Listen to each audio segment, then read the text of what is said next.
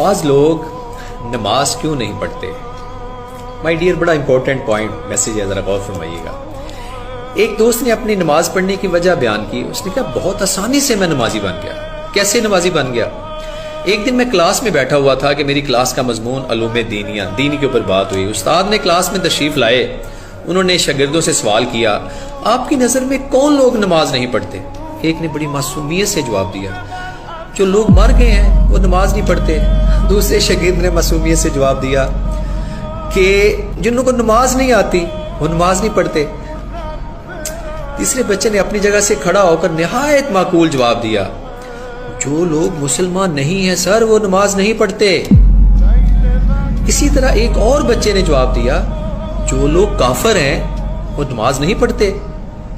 سنیے گا my dear, اس ترتیب سے پانچویں بچے نے جواب دیا، جو لوگ اللہ سے نہیں ڈرتے وہ نماز نہیں پڑھتے۔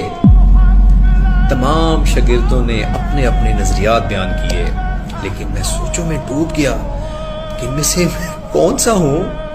آیا میں مر گیا ہوں؟ نہیں تو۔ آیا مجھے نماز پڑھنا نہیں آتی؟ آتی ہے۔ آیا میں مسلمان نہیں ہوں؟ الحمدللہ میں مسلمان ہوں۔ کیا میں اپنے پروردگار سے نہیں ڈرتا؟ ڈرتا ہوں۔ آیا مگر میں کافر ہوں؟ نہیں، نعوذ باللہ، میں مسلمان ہوں۔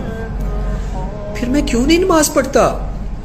میں اپنے آپ سے کہنے لگا، اگر قبر کی پہلی رات مجھ سے سوال کیا گیا، کیا کیا گیا؟